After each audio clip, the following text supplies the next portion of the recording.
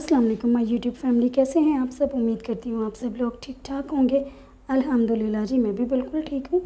और व्यूअर्स, यहाँ पे मैं आज बनाने लगी हूँ केक, क्योंकि मेरे भाई की जो बेटी है ना, आज बर्थडे है, तो मैं उसके लिए ना एक छोटी सी पार्टी अरेंज कर रही हूँ। तो उसके लिए ना सबसे पहले मैं केक बना रही हूँ यहाँ पे। वो कह रही थी पुप्पो केक आप ही बनाएंगी, आप बहुत अच्छा केक बनाती हैं। तो खैर गर्मी आज बहुत ज़्यादा थी, बहुत ही ज़्यादा थी, लेकिन फिर भी बच्ची की फरमाइश तो पूरी करनी थी ना। तो केक उसके लिए मैं यहाँ पे बेक करने लगी थी। और उसके बाद जी फिर हम कुछ और भी बनाएंगे। लेकिन सबसे पहले मैंने कहा कि केक बना के ना इसको फ्रिज में रख देंगे, क्योंकि गर्मी है और मेल्ट भी साथ साथ हो जाता है। केक बनाने की ज़्यादा डिटेल मैंने आपके साथ शेयर नहीं की। अगर आप देखना चाहते हैं तो मैं लिंक उसका डिस्क्रिप्शन में डाल दूँगी, आप वो देख सकते हैं फुल डिटेल रेसिपी। तो बस फिर और केक जो है ना वो 40 मिनट्स में बेक हो गया था और बहुत ही अच्छा बेक हुआ था। यहाँ पे मैं उसके लिए ना वो कह रही थी कि वो क्रीम वाला केक आपने बनाना है। और फिर मैंने व्हिप क्रीम लेके ना इस तरह उसको बीट किया है, और इतनी देर बीट करना है आपने कि इसके स्टिफ पीक्स बन जाएं। और देखिए जब मैंने इसको उठाया ऊपर और ये गिरी नहीं है, बहुत अच्छी सी ये बीट हो गई है। बस फिर केक जब अच्छी तरह से ठंडा हो गया, मैंने इसको फ्रिज में रख दिया था 1 घंटे के लिए। अच्छी तरह से ये जब ठंडा हो गया था तो ये जोहा ने कट कर ली अपनी कज़न्स के साथ मिलके। बहुत खुश थी कि पुप्पो ने मेरे लिए पिंक कलर का ना केक बनाया है और उसको बहुत ही अच्छा लगा है। और फिर उसके बाद ना मैंने यहाँ पे बिरयानी रखती हुई थी, तो बिरयानी साथ साथ बन रही थी और उसके साथ ना मैंने कबाब भी बना लिए थे। लेकिन यहाँ पे मैं बिरयानी की थोड़ी सी आपको दिखाऊँगी कि इस तरह से ना। और उस दिन ना गर्मी भी मत पूछे कि कितनी ज़्यादा थी, और उसमें किचन में काम करना इंतहाई मुश्किल होता है।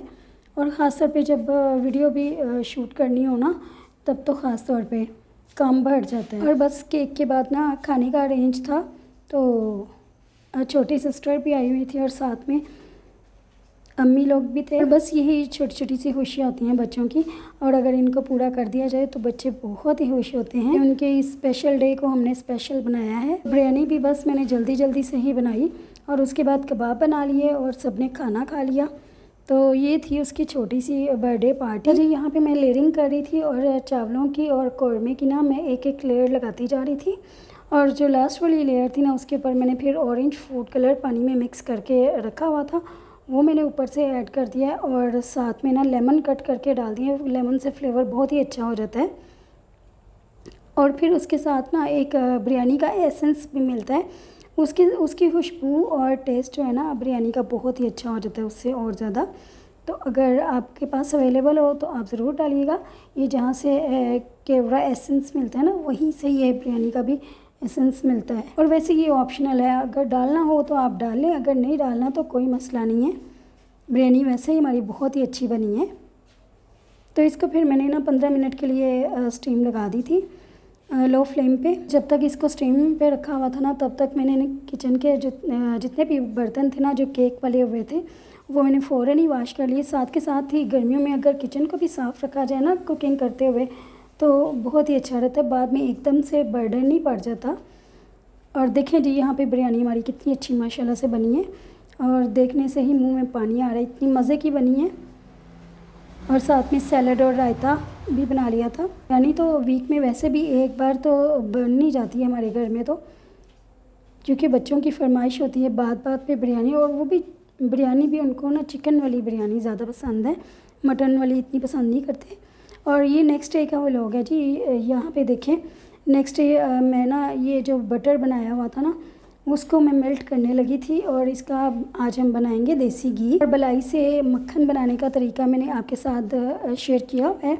और अब इससे ना देसी घी बनाएंगे, जो कि हम घर में ही बना के ना इतना सारा तो सेव कर सकते हैं। इस तरह इसको ना नॉन स्टिक पैन में मैंने डाल दिया। इसमें ये होगा कि नीचे से जलेगा नहीं, और साथ साथ इसको ना किसी स्पैचुला की मदद से ना हिलाते भी जाएंगे, ताकि नीचे ना ये जले और जल्दी से बस बन जाए।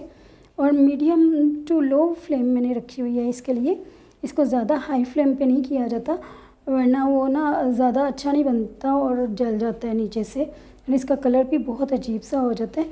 तो बस इसको हिलाते जाएंगे, तो जब ये रेडी हो जाएगा ना, तो देखें इसकी झाग भी ख़त्म हो गई है, वो जो वाइट वाइट सी ज़्यादा ऊपर आ रही थी। और जो भी इसका वेस्टेज होगा ना, वो नीचे बैठ जाएगा। और जो घी है वो ऊपर आ जाएगा। फिर इसको हम स्ट्रेन कर लेंगे। और बाज़ार से इतना महंगा लाने के बजाय अगर आप घर पर रेडी कर लेना तो ये बहुत ही अच्छी बात है। अगर आपके घर में दूध आता है और आप उसको मलाई को अच्छी तरह से जमा लेते हैं ना, तो मैं तो उसको ना फ्रीज़र में रखती जाती हूँ, उसको फ्रीज़ करती जाती हूँ डेली के डेली।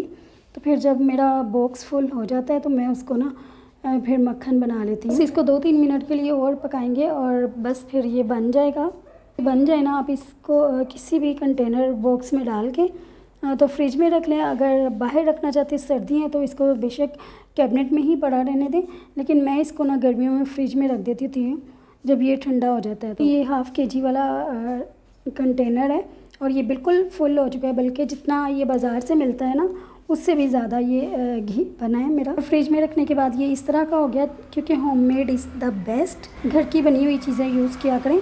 और फिर हम लोग यहाँ पे आए थे इस रेस्टोरेंट में, ये फोर्ट्रेस के पास ही है, जेदी का रेस्टोरेंट। इनका पराठा रोल जो है ना वो बहुत ही अच्छा होता है। इनकी और भी ब्रांचेज़ हैं, लेकिन ये फोर्ट्रेस वाली है, फोर्ट के बिल्कुल अपोजिट। तो पराठा रोल ही खाने के लिए आए थे यहाँ पे और बेटे के साथ आई हूँ। बस आने का प्रोग्राम नहीं था, अचानक ही आ गए हैं, तो इसलिए ना कोई इतनी तैयारी भी नहीं थी की हुई। बस जैसे ही घर में थे ना वैसे के वैसे ही आ गए। तो होता है, ऐसे भी कभी हो जाता है, कोई बात नहीं, इसमें कोई बड़ी बात नहीं। और मेन्यू देख रहे थे कि शायद कुछ और अच्छा लग जाए, लेकिन नहीं, पराठा रोल ही पहले खाया हुआ था ना, तो बस यही था कि और चीज़ पता नहीं कैसी, और पराठा रोल ही ऑर्डर कर लेते हैं। तो इन्होंने बहुत ही अच्छा बनाया हुआ है, काफ़ी अच्छा अरेंजमेंट किया हुआ था और सिटिंग भी काफ़ी ज़्यादा उन्होंने ना की हुई थी, लेकिन खाली था, इतने लोग नहीं आए हुए थे। और सर्विस इनकी बहुत ही पुअर थी, बहुत ही स्लो थी। काफ़ी देर के बाद जाके हमारा ऑर्डर आया। अगर फ्री हुए तो बाकियों के लिए भी पैक करवा लिए थे। और फिर उसके बाद ये इनकी और भी ब्रांचेज़ हैं, DHA में, बहरिया में, काफ़ी इनकी ब्रांचेज़ हैं। ये देखिए, ये सामने बिल्कुल कार4 है। जी, यही था मेरा आज का व्लॉग। उम्मीद करती हूँ आपको अच्छा लगा होगा, और अच्छा लगा हो तो फ्रेंड्स और फैमिली में शेयर ज़रूर कीजिएगा। और चैनल को अभी तक अगर आपने सब्सक्राइब नहीं किया तो प्लीज़ कर लीजिएगा। और मैं आपको मिलूँगी किसी नेक्स्ट व्लॉग के साथ, तब तक के लिए अल्लाह हाफिज़।